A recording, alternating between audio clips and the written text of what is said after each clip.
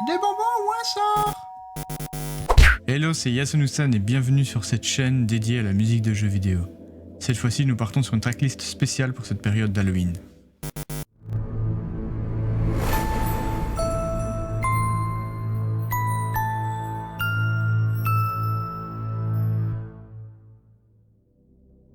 Quoi de mieux en cette période d'Halloween que de se faire peur avec des films d'horreur ou des jeux vidéo?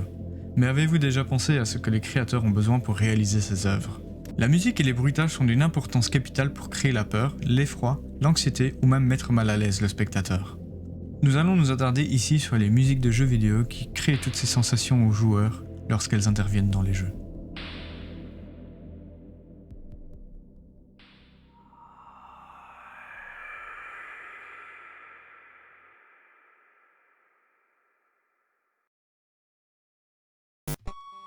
Cela peut paraître bête, mais nous avons là la preuve que la technologie utilisée pour créer du son ne doit pas forcément être de pointe pour être efficace. Quel joueur de la première génération de Pokémon ne se souvient pas de l'ambiance morbide qui lui est imposée lors de son arrivée à l'Avant-Ville, cette cité où reposent tous les Pokémon ayant passé l'arme à gauche. Dans la version japonaise du jeu, la musique est composée d'une boucle de 4 notes aiguës et glaçantes, évoluant indépendamment de la mélodie principale qui elle est mélancolique et malaisante. Entre les exorcistes et les fantômes qui nous surprennent pendant notre ascension de la tour Pokémon, il est clair que tout est mis en place pour effrayer le joueur. Ces entités ne sont d'autres que des Fantominus, des Spectrums ou encore des Ocellets, visibles qu'après avoir obtenu le Scope Sylph. Il est assez surprenant que ce lieu de repos pour nos créatures disparues se soit transformé en tour radio dans la seconde génération de jeux comprenant Or, Argent et Cristal, sortis sur Game Boy Color. Nul ne sait s'il s'agit d'une forme de censure de la part de Game Freak. Cependant, ce lieu avait dans les thèmes qu'il aborde quelque chose de profondément dérangeant. C'est certain, le compositeur de cette musique aura bien réussi à créer un certain mythe avec cette piste accompagnant à la perfection l'atmosphère générale du lieu. En effet, une légende urbaine tourne sur internet à son propos. Le syndrome de l'Avant-Ville. Selon Weil, il y aurait eu une vague de suicides d'enfants à la suite de la commercialisation de Pokémon vert et rouge au Japon. La cause serait apparemment cette mélodie entendue à l'Avant-Ville, qui aurait été composée de manière à pousser les enfants à sauter la vie en utilisant des fréquences inaudibles par les adultes. Dans ce cas-ci, nous pouvons parler d'une creepypasta, car actuellement, rien ne peut prouver scientifiquement qu'un son ou une musique puisse provoquer des effets aussi extrêmes sur le mental ou le physique de l'homme.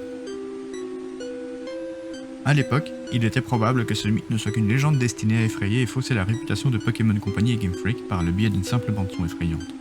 Au final, on aura beaucoup parlé du studio et cela n'aura pas empêché le succès de cette saga ultra populaire. Les versions rouge et bleue sorties en Europe et aux États-Unis ont été remaniées et disposent d'une nouvelle version de cette piste étrange, moins flippante mais non moins efficace.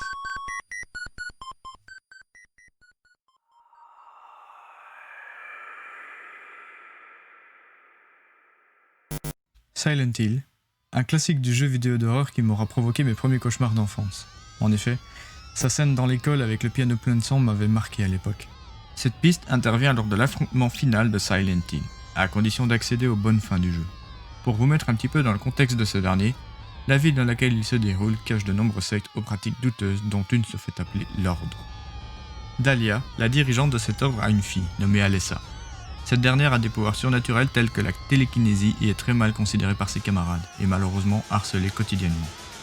Sans amour pour sa fille, Dahlia veut invoquer le dieu maléfique qu'elle vénère pour purger le monde et obtenir de cette façon l'avènement du paradis tel qu'elle l'imagine. Elle considère les pouvoirs de la petite comme une bénédiction.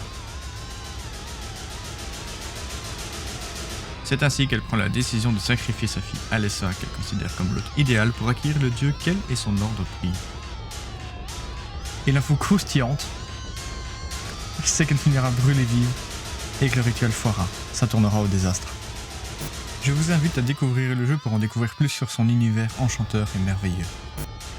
Ce qui est génial avec cette bande sonore, c'est qu'elle est à l'antithèse de son nom, My Heaven.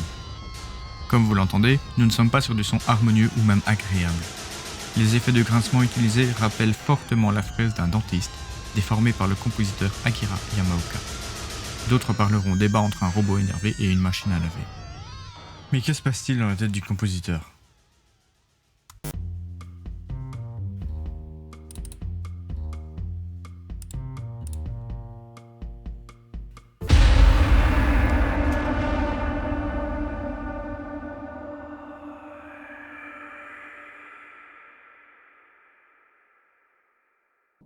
Pour cette troisième musique, nous partons sur un jeu beaucoup plus léger. Il s'agit de Earthbound, connu sous le nom de Mother 2 au Japon. C'est un jeu de rôle développé par Ape et HAL Laboratory sorti en 1994 sur l'archipel et en 1995 aux États-Unis. Contrairement à la majorité des RPG qui sortaient à l'ère 16 bits, Earthbound se déroule dans une époque contemporaine en parodiant la culture anglo-saxonne et jouant beaucoup sur l'absurde ou le surréalisme. Nous sommes donc là à des années-lumière de Silent Hill. Pourtant, cela n'a pas empêché les développeurs de vouloir déranger les joueurs avec un boss final des plus glauques. En effet, ce combat de fin est devenu culte tellement son ambiance et sa musique sont creepy et dénotent totalement du reste du jeu. Pour résumer vulgairement la trame de ce dernier, tout commence avec l'arrivée d'un météore près de la petite ville de Net. Il s'avère en fait que c'est une sorte d'abeille mécanique venue d'un futur apocalyptique. Son monde a en effet été détruit par Gigas, d'où le titre de la musique, aussi connu sous le nom de Destructeur universel. C'est ainsi que Ness entendra une légende où 3 garçons et une fille le vaincront grâce au courage, l'amitié et la sagesse. Tout le jeu se passe dans une ambiance enfantine avec des graphismes mignons, de la musique entraînante, jusqu'à la conclusion qui prend un chemin totalement différent. Comme vous pouvez l'entendre, la musique qui passe n'est pas des plus enchanteresses et merveilleuses. L'instrumentalisation est stridente, angoissante et cela provoque un malaise chez le joueur qui n'est pas aidé par le fond de l'écran de combat. L'ambiance de cette conclusion est réellement perturbante. Même en écoutant cette piste en dehors du jeu, on parvient à ressentir une certaine angoisse. Nous pouvons dire que c'était assez osé de la part du designer et du compositeur de terminer le jeu là-dessus. Encore aujourd'hui, ces choix restent uniques et sans précédent dans une œuvre de ce genre. Ce qui est également drôle, c'est ce fameux passage où la mélodie devient toute douce, telle une berceuse pour finalement saisir le joueur avec un son diablement lourd et effrayant. Bien joué de la part de Shigesato Itoi et Keiichi Suzuki pour ce final dantesque.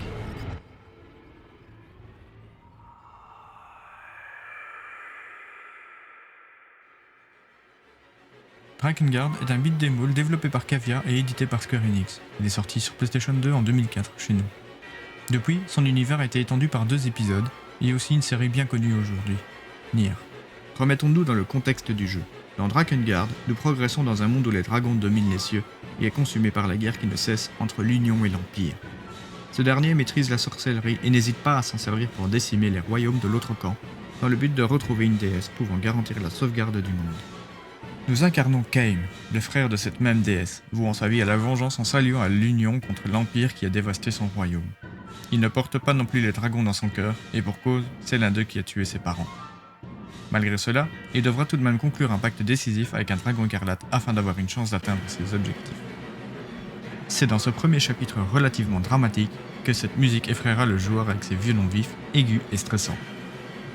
Les percussions ont un rythme régulier, soutenu par un son de cloche très glauque.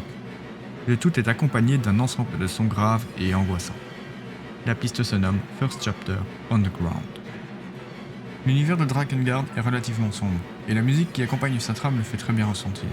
En effet, l'ensemble de la bande-son du jeu est relativement nerveuse, stressante, mais néanmoins de qualité.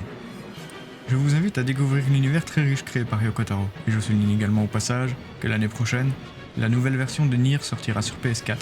C'est l'occasion.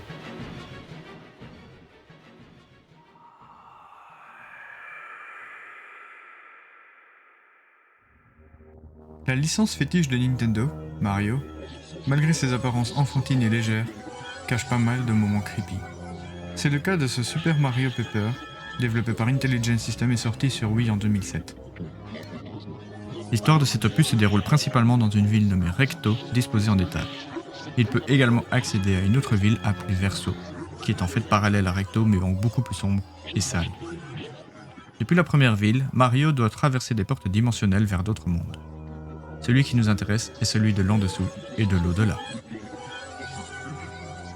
C'est en effet dans ce chapitre que cette musique tellement angoissante et inquiétante surprend le joueur. Cette piste est composée de multiples sons plus louches les uns que les autres. Nous entendons des sortes de bruits d'interférence à répétition, des voix graves très flippantes, déformées et incompréhensibles. Le tout accompagné de synthétiseurs stridents et irréguliers. C'est clairement une des musiques les plus creepy que j'ai pu entendre jusque-là. Même visuellement, il faut avouer que le monde dans lequel on se balade n'est pas vraiment accueillant. Voilà, nous sommes à la fin de cette vidéo et j'espère que les musiques choisies vous auront fait froid dans le dos. Si vous avez aimé la vidéo, n'hésitez pas à vous abonner et à activer la petite cloche des poteaux pour être au courant des nouvelles vidéos qui sortent. N'hésitez pas également à me rejoindre sur Twitch. En ce moment, on est sur DivEluitin2. Je vous mets le lien en description. Bonne écoute à tous, bonne Halloween et à bientôt.